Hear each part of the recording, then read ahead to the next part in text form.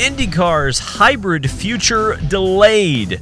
2024 is now the year and date that IndyCar will get electrification.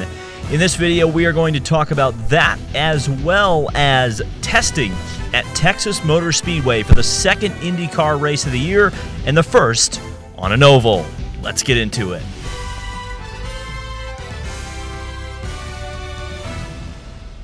So I'm back home again in Indiana, but I'm not in the Land Castle today. I'm in the Indianapolis Motor Speedway Museum. Hopefully you'll be seeing a lot more of the Indianapolis Motor Speedway Museum in my videos in the coming days, weeks, and months, because essentially they said, David, anytime you want to film a video here, you can do it.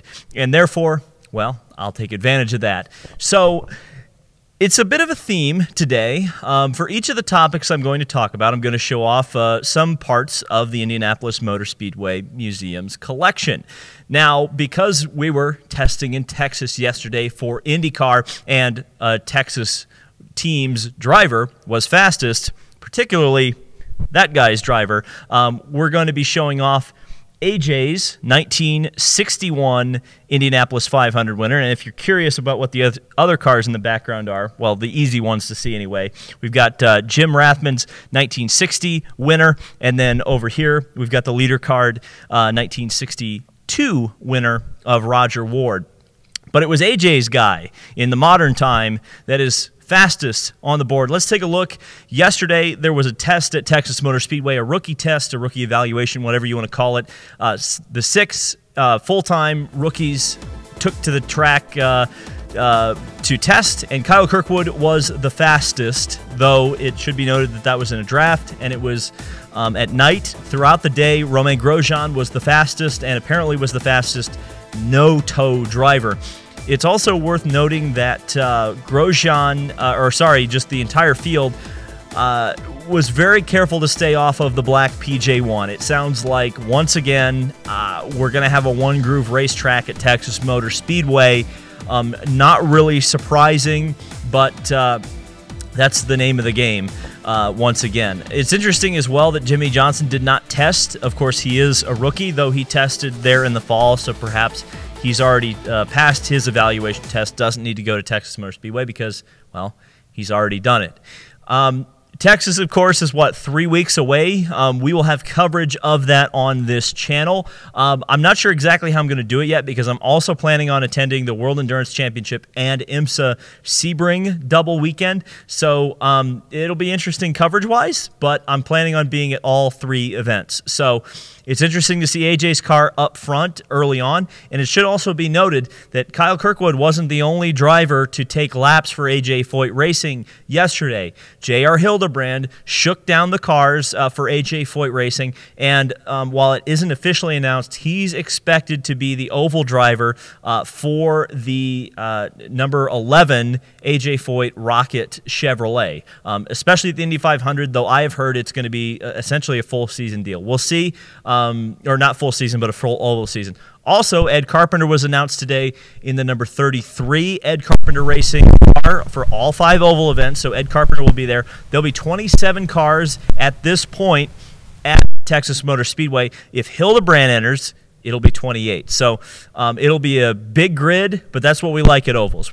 You know, the big thing about ovals is traffic and having fast cars and slow cars to help kind of cause some passing and some action, and that's what we like about oval racing.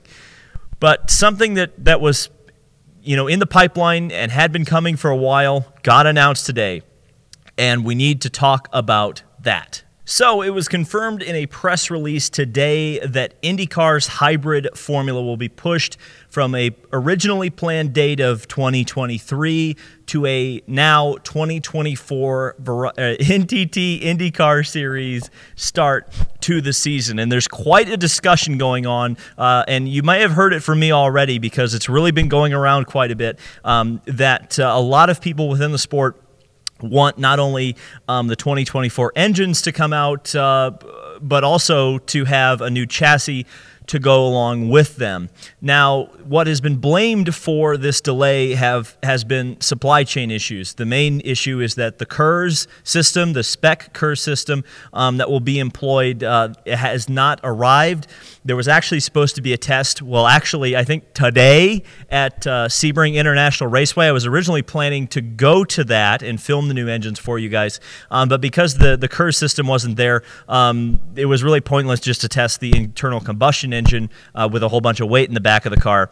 But this is entered an interesting discussion, that's for sure. And by the way, just for historical purposes, we have a Chevrolet and a Honda engine behind me. This is the Chevy Indy C, which won the Indianapolis 500 in 1993 with Emerson Fittipaldi, and behind it is the venerable Honda Indy V8, which won every Indy 500 between 2004 and 2011. And ironically, of course, not ironically, I chose these engines to come up with me. These are the two engine suppliers that are currently in IndyCar racing. Now, why is that important? Well, at least with the reporting of Marshall Pruitt, it sounds like Chevrolet was really pushing for a delay with the new engines. Honda, not so much, but Honda ultimately acquiesced to what the teams, Chevy, and really the series kind of wanted, which honestly good for the sport. And I think it's the right decision, by the way, for IndyCar to delay these engines. Number one reason is we continue to hear these rumors that Toyota is coming. I mean, I heard probably months ago that this was close, and it still hasn't been announced. So don't take it to the shank yet. But certainly Roger acknowledged it in the Associated Press article recently with Jenna Fryer that they're talking to Toyota. It's going to be an interesting dynamic here with 2 years to go and potentially a full development cycle if Toyota decides to commit, say, in May for them to be able to get an engine going. And to me, my big point with the current engines is that you have 26 full-time cars on the grid. For the oval tracks, we just talked about it, you're going to have 27, 28 cars at every single oval race. Now, I spoke to some people in the industry throughout the last couple of months, and one of the things that came up that really scared me a little bit was when this was originally planned, this engine formula was planned for 2023. I spoke to a driver who's affiliated with a team who's trying to set up a team in the future, possibly for 2023, possibly beyond. And what this driver said concerned me quite a bit, which was it sounded like at the time there was only going to be 12 engines from Chevy and 12 engines from Honda for the full season. Well, if you do simple math, that's 24 full-time engines for the full season. That's less than we currently have. That means 2 cars would have to be cut from the field. And to me, IndyCar racing is really, really healthy from a car count perspective. We still don't know how many cars are actually going to show up for the Indy 500 trying to qualify. It could be as few as 33. It could be as many as 36. We don't know yet. But I think you would guarantee a possibly only 33-car entry and possibly less if you had gone with this rule set for 2023. And I think the other thing, and the elephant in the room is, quite frankly, hybrid engines are not popular with fans. So, making that change to me without a new engine supplier and without a new chassis, I think was not the way to go. Because from an interest level, I think the current engines are getting the job done, and it's not like it's a massive change with the engines. Obviously, adding a hybrid is a big enough change to be notable, but you're going from 2.4-liter engines to 2.6-liter V6 engines. You're not turning them into V8s. They're not V10s. They're not V12s. If it was V12 hybrids, I think we'd be having a completely different discussion because everybody would be like, oh my God, that's so exciting. And I know they keep touting the 900 horsepower thing, but ultimately, they're not going to run 900 horsepower here at the Indianapolis Motor Speedway. They're not going to run it on the ovals. So count that out. Count any 237-mile-an-hour laps out of the picture. And really, they're only going to be boosting the engines to 900 horsepower with an extra 100 horsepower of push-to-pass, which is the only reason the hybrids are there in the first place, is just for push-to-pass. And to me, that's not really innovative because everybody's been doing that since 2012, World Endurance Championship. And it's not really going to add much to the racing because you already have push to pass. Okay, maybe it's a few more horsepower, but for the weight penalty, for the fact that you were going to run 2,000 pounds with a DW12 chassis from 2012, too long in the tooth. IndyCar, and you're seeing the groundswell of this now, and I certainly have been hearing it for the last couple of months. IndyCar needs a new chassis to debut with this new engine. It is imperative.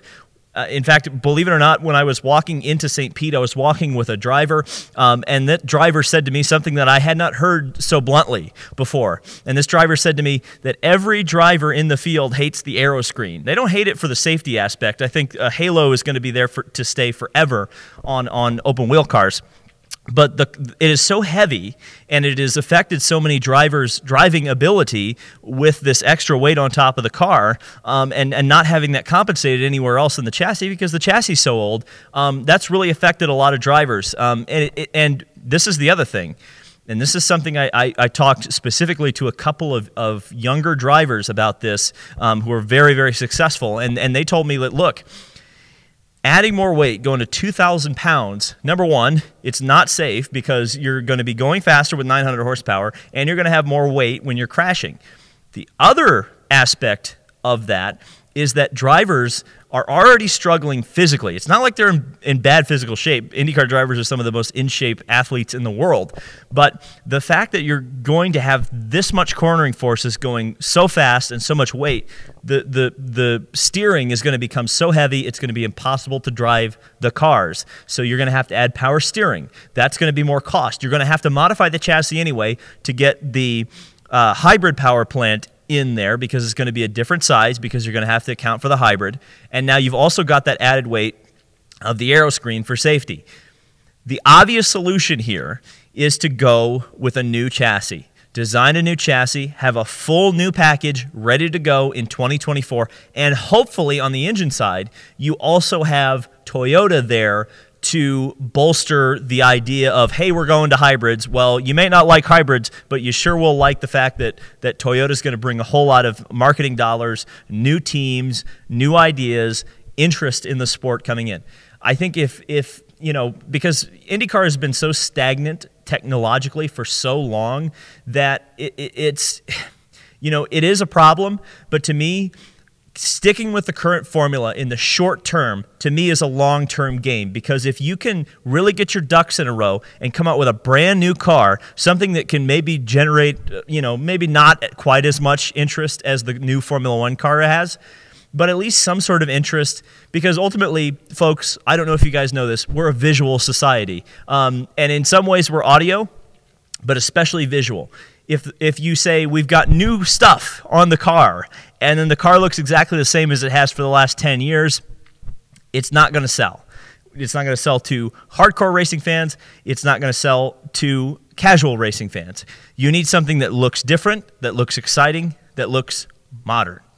And also the sound. The sound is important, but we know that, you know, a 2.6-liter V6 not really going to sound all that much different than a 2.4-liter V6, especially at the same rev limit. I wish they'd rev them a little bit higher. Give us 2, 3, 4, or 5,000 extra RPMs. Make them scream a little bit more. I don't know. I'm asking too much. Ultimately, good move. The current formula is fine for what IndyCar is trying to do at this point. However, I will say this. No more do we need a chassis to last 10 years. IndyCar needs to modernize and continue to move forward. I sit in this museum, and something that was so important to the Indianapolis 500 and IndyCar racing for so long was innovation. You don't have to have new stuff every year, but you should at least every 5 years. So thank you guys so much for watching this video, and thank you to the Indianapolis Motor Speedway Museum for letting me kind of have the run of the place. They do have 2 new exhibits. They have the In Focus exhibit, which is focused, ironically, on the photography of the Indianapolis Motor Speedway and IndyCar. There's actually some QR code stuff with that exhibit that's kind of interesting, where it kind of is an interactive experience. They also have traditions. Traditions are so important here at the Indianapolis Motor Speedway, and the good news is a lot of the traditions are coming back, particularly the fact that we're going to have like 400,000 people here in May for the 500. But if you love the traditions of the Indianapolis Motor Speedway, that exhibit's pretty cool. So thank you guys so much for watching this. This has been David Land on YouTube. Subscribe for more motorsport content. There's a lot coming.